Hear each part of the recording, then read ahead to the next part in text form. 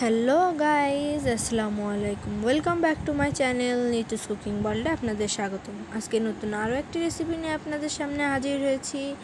আজকের রেসিপির নাম হচ্ছে মায়োনিজ। তো চলুন দেখে নেওয়া যাক এর প্রস্তুত প্রণালী। আপনারা ভিডিওতে দেখতেই পাচ্ছেন মেয়োনিজটা কতটা থিক হয়েছে।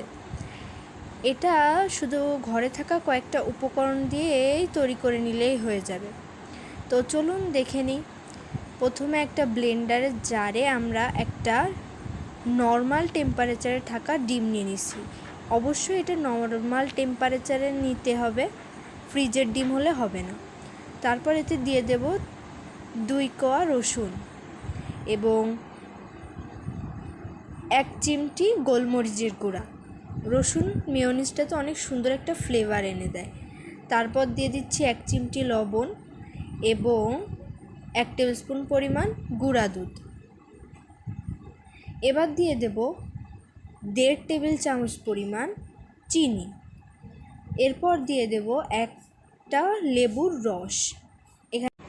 এবার 1 কাপ পরিমাণ মানে 250 ml তেল আমি 3 থেকে 4 বারে মিশাবো। এখানে আমি একবার দিয়ে ব্লেন্ড করে নিয়েছি। এইভাবে আমি 2 থেকে 3 বার ব্লেন্ড করে নিব।